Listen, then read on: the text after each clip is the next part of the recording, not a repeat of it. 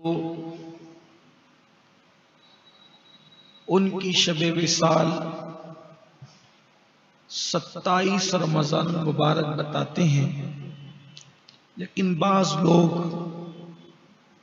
तीसरी रमज़ान मुबारक भी कहते हैं। और हमारे बुजुर्गों का तरीका ये है हिंदुस्तान में कि हम लोग तीसरी तारीख ही को उनकी बारगाह में ईसाल सवाब करने की सआदत हासिल करते हैं।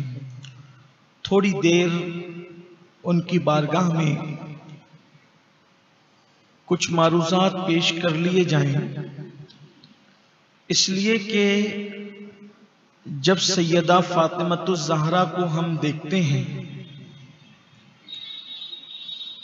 तो उनकी शख्सियत ऐसी अबकरी शख्सियत है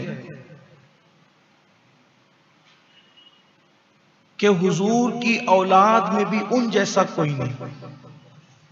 इसलिए कि हुजूर अकरम सल्लल्लाहु अलैहि वसल्लम की 6 औलादें हैं, 4 शहजादियां हैं और 2 शहजादे हैं। सुल्बी औलाद 6 है। सबसे बड़ी शहजादी सैयदा ज़ैनब बिनते मोहम्मद सल्लल्लाहु अलैहि वसल्लम, रुक़ैया बिनते मोहम्मद, उम्मे कुलसूम बिनते मोहम्मद और फातिमा बिनते मोहम्मद। एक शहजादे हैं कासिम इब्ने मोहम्मद और आखिरी शहजादे हैं इब्राहिम इब्ने मोहम्मद। इस तरह हुजूर अलैहिस्सलाम की 6 औलादें। इस पर जमहूर का बयान है कि हुजूर की 6 औलादें थी। बाज़ लोग 2 का और इजाफा करते हैं, वो कहते हैं कि तैयब और ताहिर हुजूर के ये भी 2 बेटे, यानी 4 शहजादियां और 4 शहजादे। लेकिन जो लोग 2 के कायल है वो कहते हैं ये तैयब और ताहिर इन्हीं 2 शहजादों का लक़ब है, ये अलग से कोई 2 शहजादे नहीं हैं। और यही ज्यादा बात करीने क़यास भी मालूम होती है। लेकिन गौर करने की बात यह है कि इतनी औलादों में सैयदा फातिमतुज़ ज़हरा की जो अबकरियत है उसको महसूस करने की जरूरत है। कोई भी बाप अपनी औलाद से मोहब्बत करता है, उसकी ताज़ीम नहीं करता। बाप कोई हो वो मोहब्बत करेगा। आपने कभी नहीं देखा होगा कि बेटे की ताज़ीम बाप कर रहा हो, ऐसा नहीं होता। वो मोहब्बत करेगा, ताज़ीम नहीं करेगा। बल्कि आमतौर पे ये भी होता है कि अगर कोई बेटा आलिम हो जाए, हाफिज हो जाए, कारी और मुफ्ती हो जाए, तो भी वो अपने बाप के सामने तो बेटा ही रहता है। लेकिन जब हम सैयदा फातिमतुज़ ज़हरा को देखते हैं तो कायनात में कोई हस्ती ऐसी नजर नहीं आती इस एतबार से कि बाप, और वो भी कैसा बाप, सैयदुल आलमीन, सैयदुल अंबिया, इमामुल अंबिया, वो सैयदा फातिमतुज़ ज़हरा का एहतराम करते हैं और ताज़ीम करते हैं। यानी जिसका एहतराम वो करे कि पूरी कायनात जिसका एहतराम करे, वो अल्लाह के रसूल जिस सैयदा फातिमतुज़ ज़हरा का एहतराम फरमाए। एहतराम आप गौर करें कि हुजूर अलैहिस्सलाम की सिर्फ मोहब्बत नहीं बल्कि एहतराम। और जहां तक मुझे ख्याल आता है किताबों के मुताले से और बुजुर्गों के मलफूजात पढ़ने से, कि सैयदा फातिमतुज़ ज़हरा का एहतराम वो बेटी होने की वजह से नहीं होता था, उनके किरदार की, उनकी तहारत की, उनकी पाकीज़गी की और उनकी शख्सियत की अबकरियत की वजह से होता था। उम्मुल मोमिनीन सैयदा आयशा सिद्दीक़ा रज़ियल्लाहु ताला अन्हा फरमाती है, मैंने जब देखा कि जब वो अल्लाह के रसूल के यहाँ तशरीफ लाई तो हुजूर उनके लिए उठ करके खड़े हो गए। फिर हुजूर अलैहिस्सलाम ने उनकी पेशानी को चूमा, उन्होंने अपने बाबा के हाथ को चूमा, और जिस मुकाम पर अल्लाह के रसूल जलवागर थे हुजूर वहां से हट गए और अपनी जगह पर उनको बिठा दिया। ये चीज आपको कहीं नजर नहीं आएगी, किसी बाप बेटे के अंदर या बाप बेटी के अंदर ये चीज नजर नहीं आएगी। ये सिर्फ और सिर्फ खुसूसियत है सैयदा फातिमतुज़ ज़हरा की। हालांकि हुजूर की 3 शहजादियां और भी, वो हुजूर की हकीकी शहजादियां हैं, बास लोगों को इसीलिए गलतफहमी होती है कि वो हकीकी बेटी नहीं है, क्योंकि उनसे इतना प्यार और ये इजहार नहीं मिलता, हालांकि ये गलत है। वो भी हकीकी ही बेटियां हुजूर की। ये सैयदा खदीजा के पहले घर की नहीं है, ये ज़ैनब, उम्मे कुलसूम, रुकैया, ये सब हुजूर ही की शहजादियां हैं हमारे अकीदे में, अहले सुन्नत व जमात के अकीदे में। लेकिन किरदार फातिमा वो था कि अल्लाह के रसूल अलैहिस्सलाम उनका एहतराम फरमाते थे, और अल्लाह के रसूल सल्लल्लाहु अलैहि वसल्लम ने फरमाया कि फातिमा मेरे जिस्म का हिस्सा है। फातिमा तो बदअतु मिन्नी, फातिमा मेरे जिस्म का हिस्सा है, मेरे जिगर का टुकड़ा है। और फिर कहते हैं इसके राजी होने से अल्लाह राजी होता है, और इसके नाराज होने से अल्लाह नाराज होता है। अब आप मुझे कायनात में कोई ऐसी खातून बता दें कि जिसके लिए अल्लाह के रसूल ने फरमाया कि इसकी रजा से खुदा राजी। ये शान है उनकी, और ये सिर्फ उन्हीं के शान है। फरमाते हैं फातिमा के खुश होने से अल्लाह खुश होता है, और फातिमा के नाराज होने से अल्लाह नाराज होता है। फिर एक मकाम पर फरमाया मैंने अपनी बेटी का नाम फातिमा इसलिए रखा कि अल्लाह ने उस पर भी जहन्नम हराम कर दिया, और जो उससे मोहब्बत करेंगे अल्लाह ने उन पे भी जहन्नम की आग हराम फरमाया।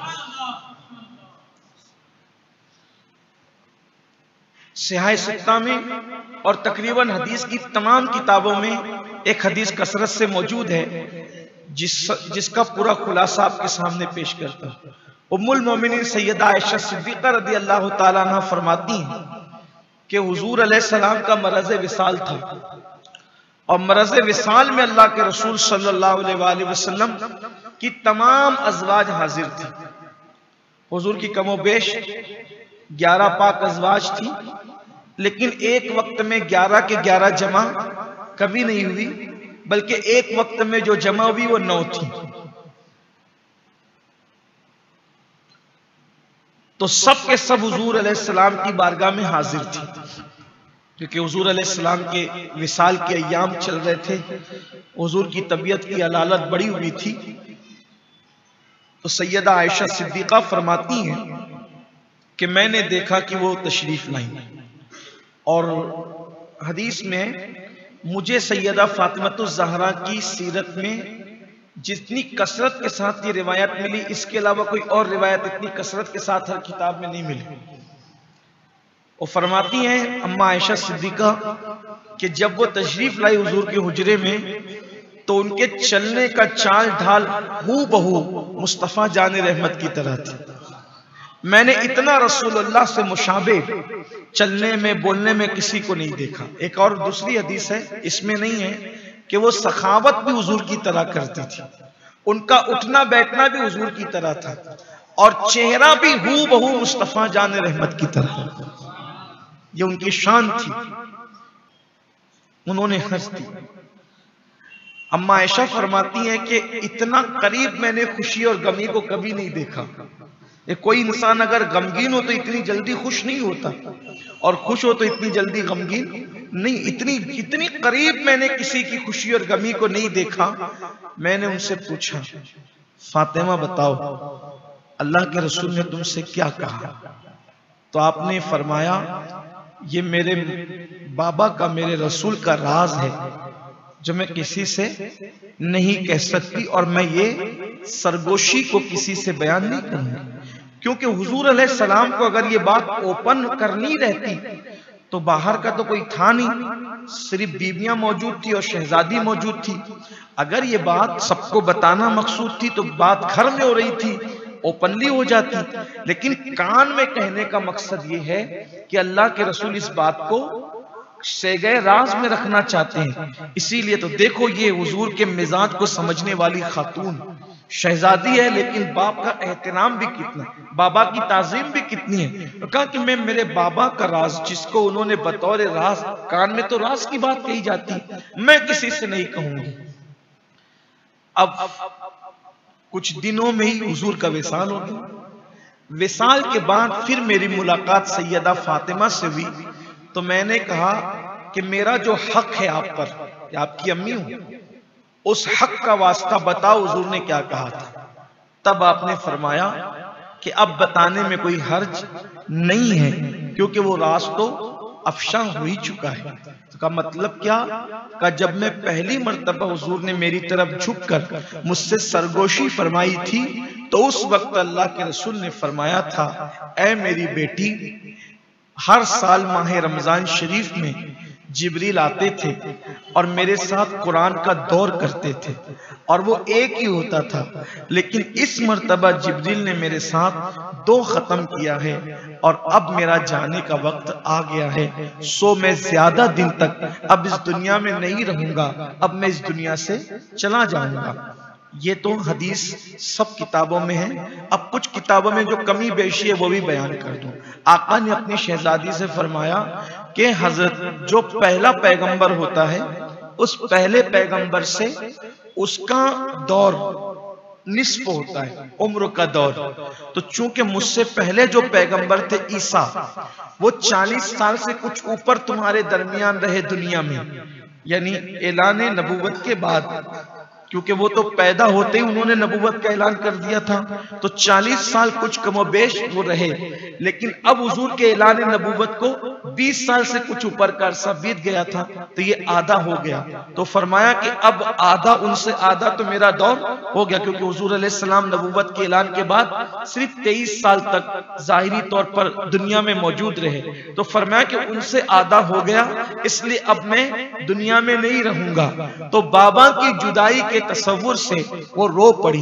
तो हुजूर ने जब देखा कि रो रही है तो फिर मेरे आका अलैहिस्सलाम ने पहली बात उनसे ये फरमाई, क्या तुम इस पे खुश नहीं हो कि मेरी अहले बैत में मेरे विसाल के बाद सबसे पहले जो मुझसे आकर मिलेगा वो तुम ही होगी।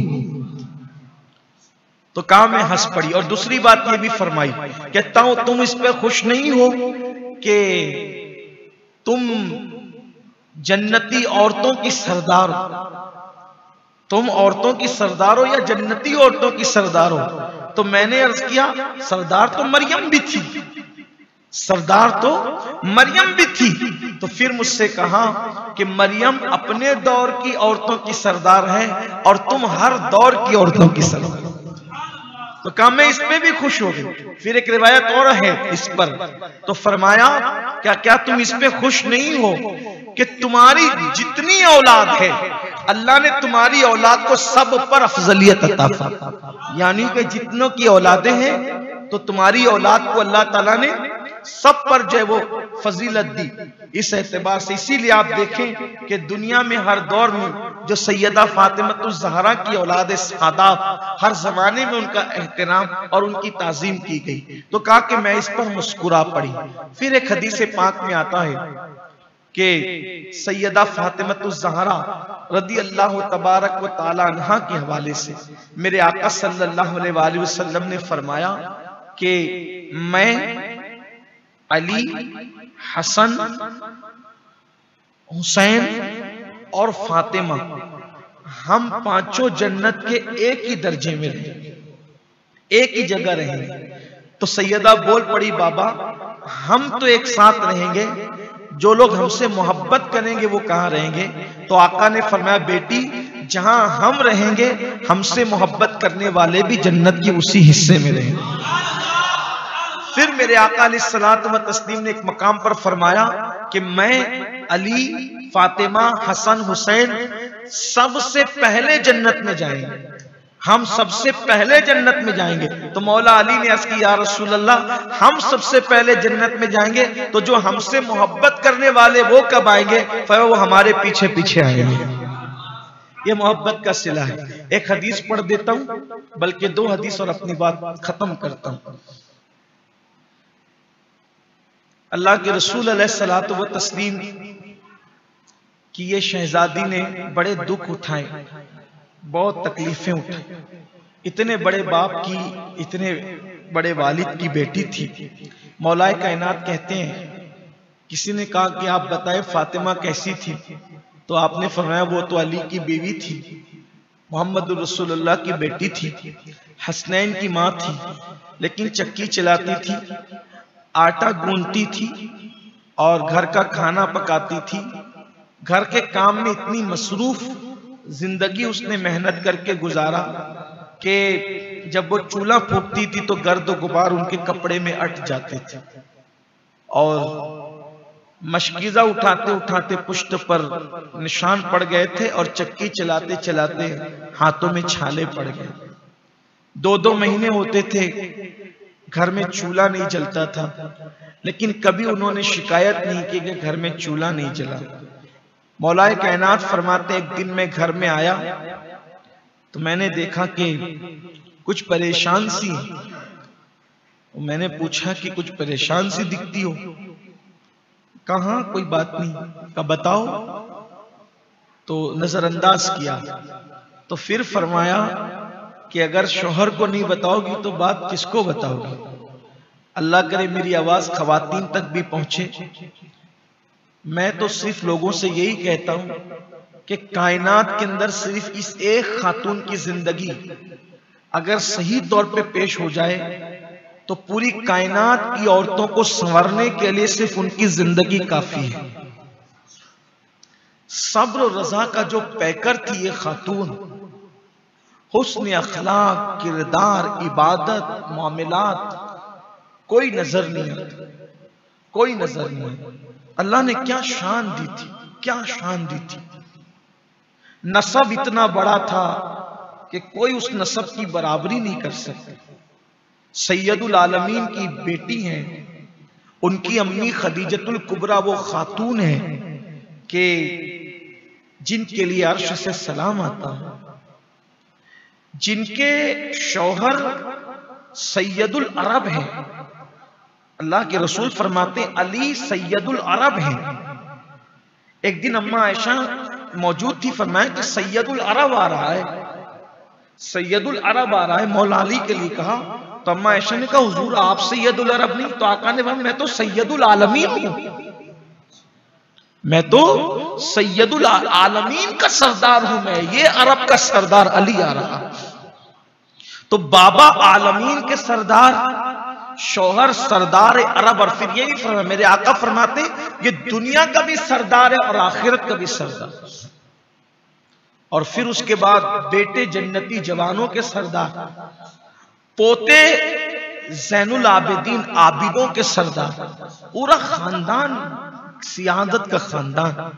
बल्कि मेरे आका ने सलाम में एक हदीस में फरमाते, हदीस पाक है जिसको मुहिब्बुद्दीन तिबरी ने अपनी किताब में लिखा है। मुहिब्बे तिबरी लिखते हैं कि मेरे आका फरमाते मेरी बेटी फातिमा वो है, मेरी तवज्जो, हुजूर ने खुद उनकी शान बयान फरमाया, मेरी बेटी फातिमा वो है कि जिसका बाबा नबियों का सरदार है और जिसका दादा सारे शहीदों का सरदार सैयदुल शोहदा अमीर हमजा, ये फातिमा का दादा है। अगर फातिमा का चाचा वो है जिसको अल्लाह ने जन्नत में 2 पर अता किए हैं और वो जन्नत में उड़ता फिरता है, उसी को जाफर तैयार कहते हैं। और फिर मेरे आका सल्लल्लाहु अलैहि वसल्लम ने फरमाया और फिर इसके बेटे जन्नती जवानों के सरदार, और इसी की औलाद में मोहम्मद महदी, जिनका जिक्र कल आपने सुना, थोड़ा सा मैंने अर्ज किया। ये फातिमतुज़ ज़हरा की औलाद का एंड है, ये इख्तिताम है। आगाज है हसन और हुसैन पर और इख्तिताम है इमाम महदी पर, जिसकी औलाद की इब्तिदा की भी कोई मिसाल ना हो और जिसकी इंतहा की भी कोई मिसाल ना हो। उस माँ की शान का आलम क्या, ऐसी औलाद जिसकी है।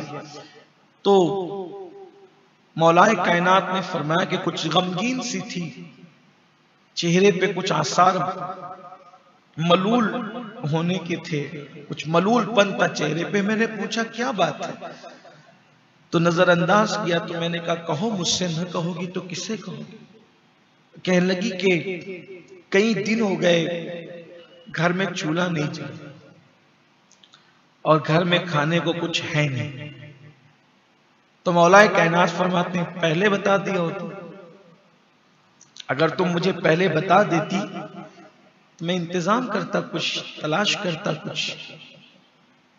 आप सोचें कि सब्र की इंतहा देखें कि घर में कई दिन से फाका है और शौहर को भी खबर नहीं। किस दर्जे का सब्र है ये, इसको क्या नाम दीजिएगा, कैसा नाम दीजिएगा?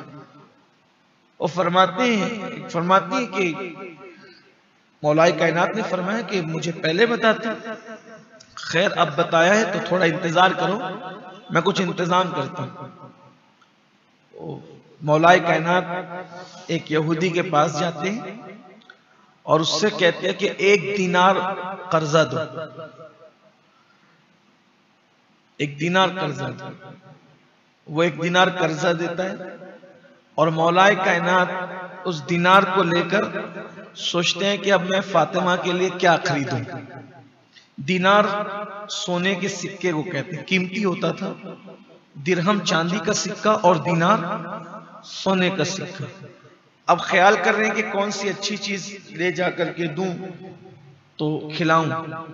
ये सोच ही रहे थे कि इतने में रसूलुल्लाह के एक सहाबी मिक़दाद इब्ने असवद, हजरत मिक़दाद आते हैं और उनकी आंख में आंसू थे। मौलाए कायनात से लिपट लिपट कर और रोने लगे, जार जार रोने लगे। आपने फरमाया मिक़दाद क्या हाल है मेरे भाई? तो आपने फरमाया ठीक हूं, जैसा हूं ठीक हूं। कहा क्यों रो रहे हो, क्या वजह है? तो कहा कि औलाद को जिस हाल में घर छोड़ आया है, अगर न रो तो क्या कर? तो फरमाया क्या बात है मुझे बताओ।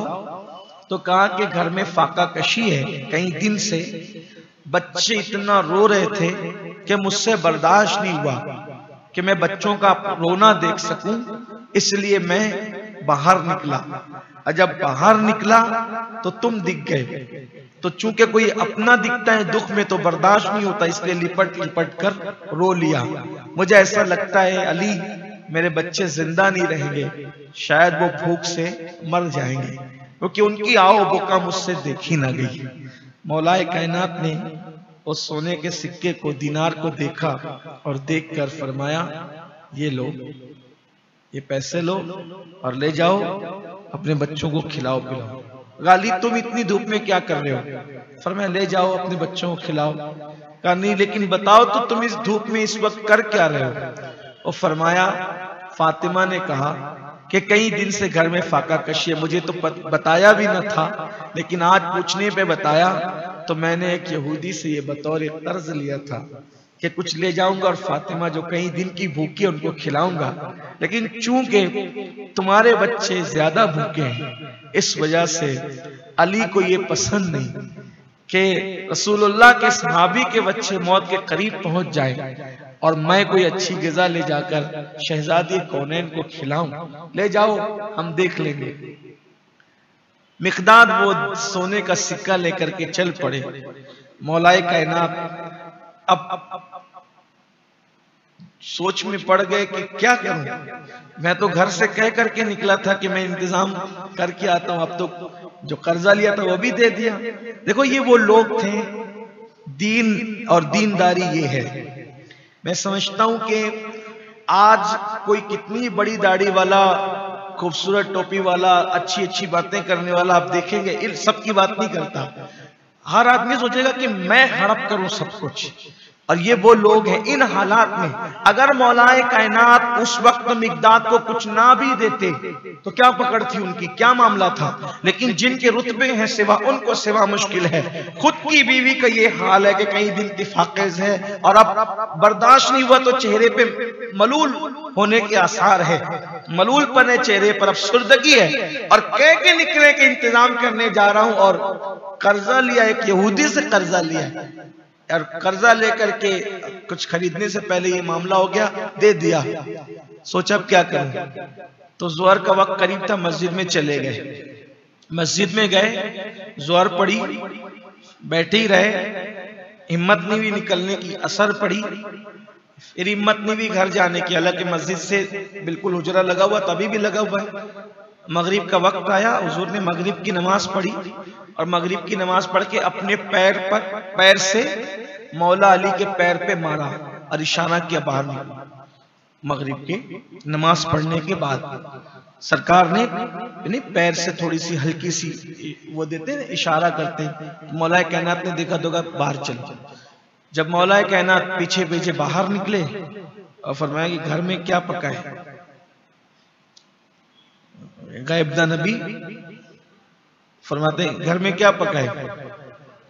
मौलाए कायनात ने सोचा कि जवाब क्या दूं, तो हया से सर झुका लिया कि ना कैसे बोल सकता हूं।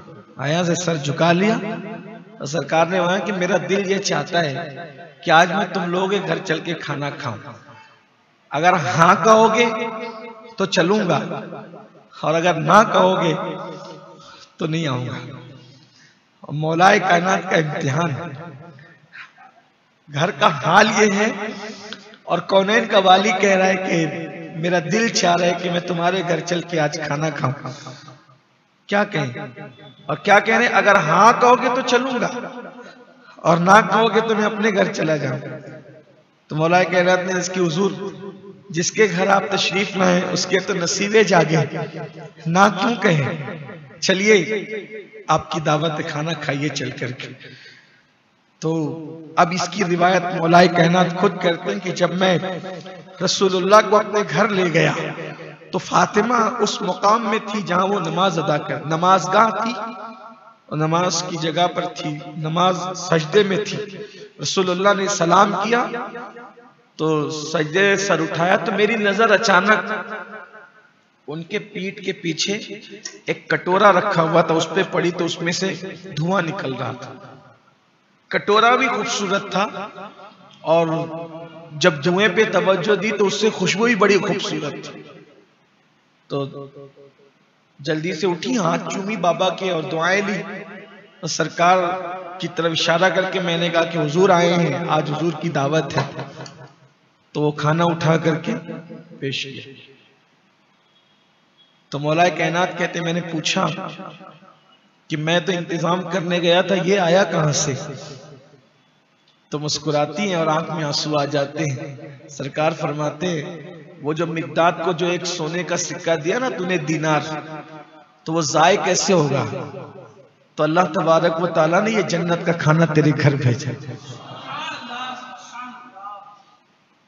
और तुझे अल्लाह ने जकरिया के खाने में रखा ली, अल्लाह ने तुझे जकरिया के खाने में रखा और मेरी बेटी फातिमा को अल्लाह ने मरियम के खाने में रखा। कि जकरिया इस माना में कि जकरिया पूछते मरियम ये रिस्क कहां से आता है? तो मरियम जवाब देती है ये रिस्क मेरे अल्लाह की तरफ से आता है और अल्लाह जिसे चाहे बेहिसाब अता फरमाए। तो अली तुम्हारा वो दीनार देना अल्लाह ने ज़ाय नहीं फरमाया, बल्कि उसके बदले में अल्लाह ने तेरे घर जन्नत का खाना अता फरमाया। लेकिन आप गौर फरमाएं, इन हालात में जिंदगी गुजरती है और फिर आपकी जिंदगी तो यूं ही बड़ी खूबसूरत है, बड़ी हसीन है, बड़ी जमील है। एक एक बात बयान की जाए तो उसके लिए दिल तो चाहता है कि बातें इनकी होती रहे। लोगों से तो यही कहता हूं जिनकी मोहब्बत हम पे फर्ज है, जिनकी मोहब्बत पर ईमान पे खात्मे की बशारत है, जिनकी मोहब्बत पर हमें जन्नत की बशारत है, जिनकी मोहब्बत पर हमें ये हुक्म है कि जो इनसे मोहब्बत करेगा उस पर जहन्नम की आग हराम है।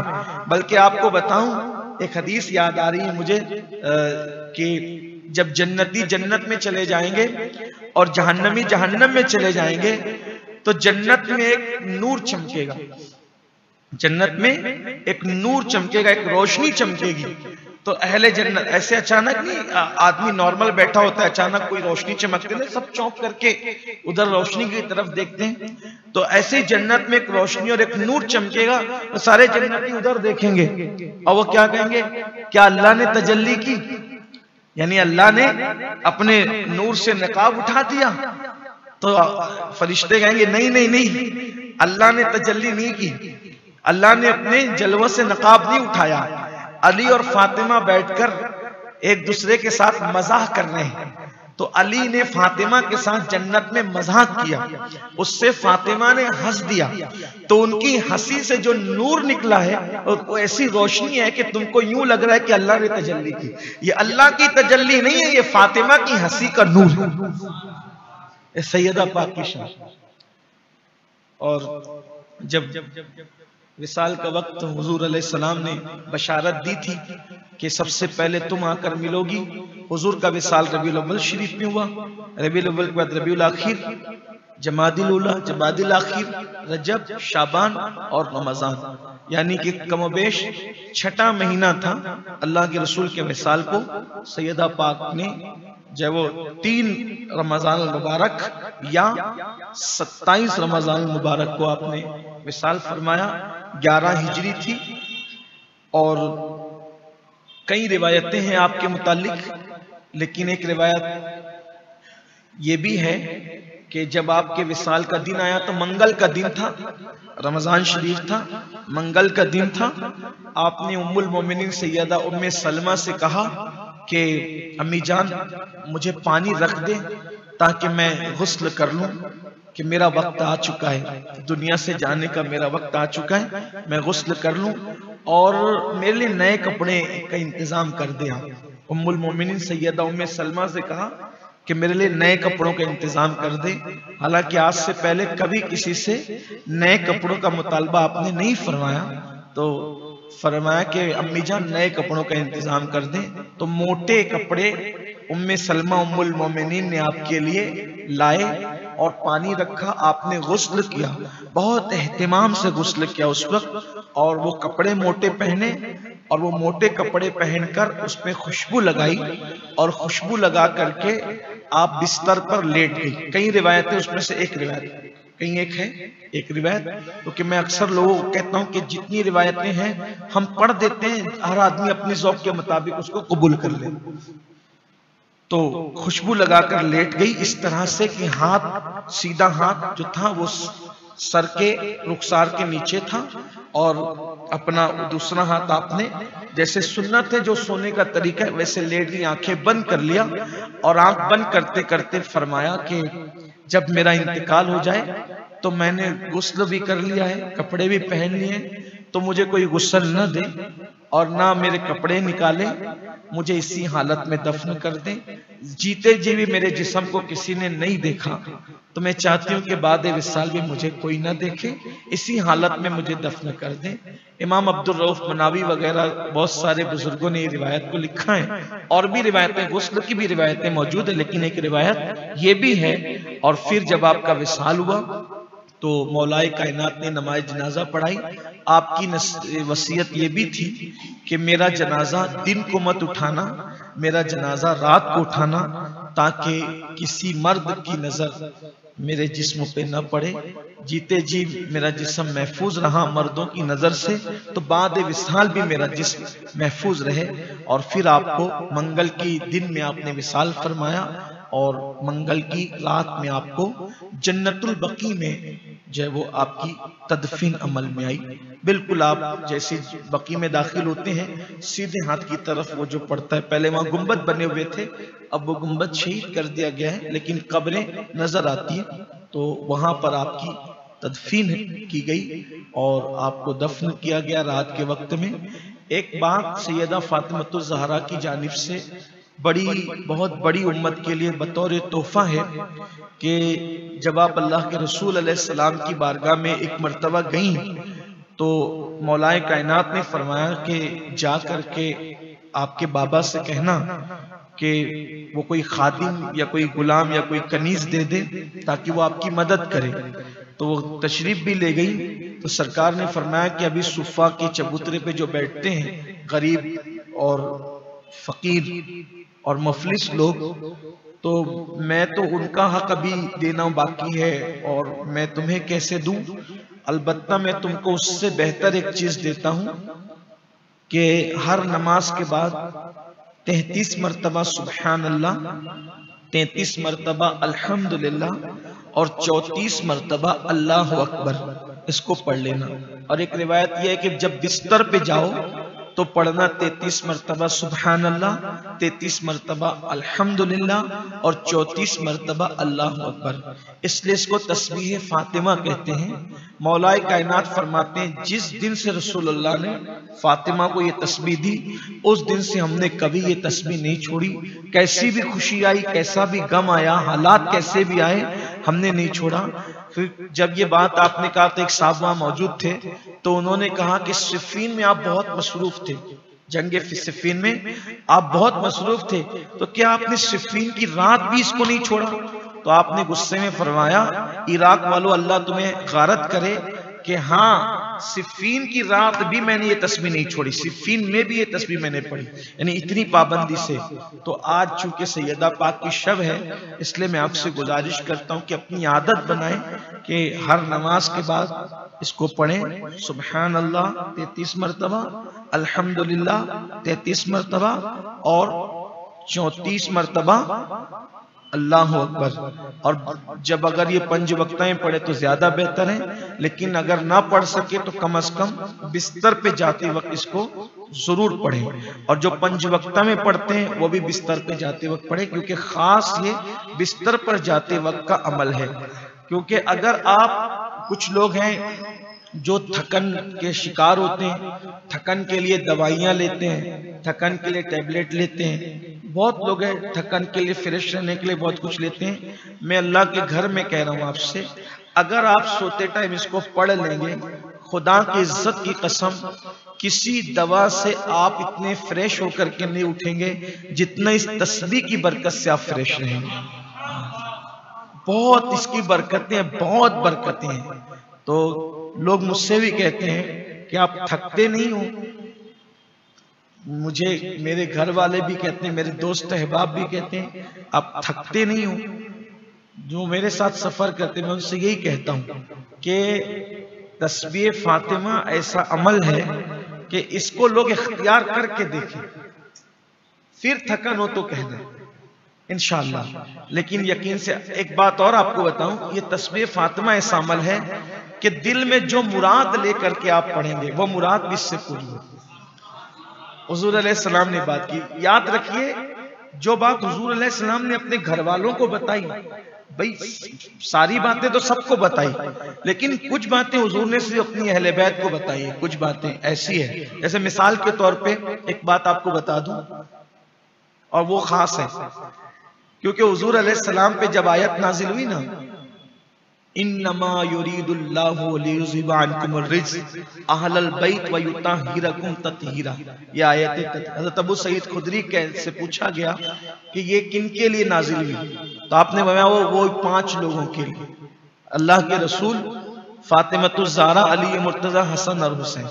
हालांकि इसमें अज़वाज पाक भी दाखिल हैं, लेकिन ये रिवायत में अबू सईद खुदरी रज़ियल्लाहु ताला ने 5 का जिक्र किया। तो उस वक्त जब ये आयत नाजिल हुई तो हुजूर ने इन चारों को अपनी चादर में लिया। ये आप बार बार सुन चुके हैं, वो बताना मकसद नहीं है, कुछ और सुनिए इस पर जो कहना चाहता हूं। चादर में लिया और चादर में ले करके फरमाया, ए अल्लाह ये मेरी अहले बैत है और मैं इनसे मोहब्बत करता हूं, तू भी इनसे मोहब्बत फरमा, और जो इनसे मोहब्बत करे तो उनसे भी मोहब्बत फरमा। ये तो आप बार बार सुने, लेकिन हुजूर ने एक बात और फरमाई हदीस में, अल्लाह से अर्ज किया, अल्लाह ये मेरे खास लोग हैं। क्या कहा? अल्लाह ये मेरे खास लोग। ये बात किसी के लिए नहीं फरमाई, ये इन चारों के लिए कही। क्या? अल्लाह ये मेरे अल्लाह से कहा, अल्लाह ये मेरे खास लोग हैं। कुर्बान जाए, हुजूर अगर किसी को गुलाम भी बना लें तो उस जैसा कोई नहीं हो सकता। हुजूर जिनके लिए ये कहे कि ये मेरे खास लोग हैं। भाई आप किसी के पास खड़े रहें और कोई बोले यार ये मेरा खास आदमी है, तो आपको समझ में आता है ना खास आदमी का मतलब क्या होता है। कोई एमएलए, एमपी, कारपोरेटर, बादशाह, वजीर किसी को कहते हैं खास है, तो फिर उसका क्या मर्तबा होता है। और जिसको सैयदुल अंबिया फरमाए, अल्लाह ये मेरे खास लोग हैं, तो खास लोगों से तो खास ही बात होती है ना। तो एक तो ये कि हुजूर ने सैयदा फातिमा को ये तस्बीह दी। एक और बात, मेरे छोटे मोटे इल्म में नहीं, हालांकि मैं एक तालिब इल्म हूं, कोई बहुत इल्म मेरे पास नहीं है, मुझे नहीं याद है, जितनी किताबें मैंने चनी पढ़ी है, कि फातिमतुज़ ज़हरा के अलावा किसी को ये तस्बीह हुजूर ने दी। जिसको भी ये तस्बीह मिली वो सैयदा फातिमतुज़ ज़हरा के वास्ते ही से मिली, इसलिए इसको तस्बीह फातिमा कहते हैं। ठीक। दूसरी चीज, एक और बात आपको बता दूं, एक दुआ ऐसी है जो वित्र की नमाज में हुजूर अलैहिस्सलाम ने इमाम हसन को सिखाया। फरमाया, हसन जब वितर पढ़ना तो उसमें ये दुआ पढ़ लिया कर। जो ये दुआ पढ़ेगा वो दुनिया और आखिरत की हर मोहताजी से महफूज रहेगा। वो दुआ ये है, अल्लाहुम्मा हदीना फी मन हदैत व आफिना फी मन आफैत व तवल्लना फी मन तवल्लैत व बारिक लना फी मा आतैत व क़िना शर्र मा क़दैत फ़इन्नका तक़दी व ला युक़दा अलैक इन्नहु ला यज़िल्लु मन वलैत व ला यइज़्ज़ु मन आदैत तबारकत रब्बना व तआलैत सुब्हानक रब्बल बैत। अगर आप वितर में दुआए कुनूत पढ़ते हैं, उसके बाद इसको भी ऐड कर लें। इसकी फजीलत यह है, दुनिया और आखिरत की हर तंगी से, हर हाजत से अल्लाह आपको बचाएगा और हर जिल्लत से बचाएगा। अल्लाह आपको इज्जत ही अता फरमाएगा। उम्मीद है कि आप ये दुआ भी याद कर लें, इसलिए कि मकसद तो दर्स का यही है कि हम कुछ चीजें सीखें और अपनी जिंदगी में शामिल करें। अल्लाह से दुआ है अल्लाह पाक बीबी ज़हरा पाक की खैरात हम सबको नसीब फरमाए और अल्लाह उनके विसाल की आज मुबारक शब है, अल्लाह उसकी बरकतों से नेमतों से माला माल फरमाए। इससे पहले कि हम दुआ करें, बीबी पाक की बारगाह में एक मनकबत सुन लेते हैं, उसके बाद सब मिलकर एक बार सूरह फातिहा पढ़ेंगे।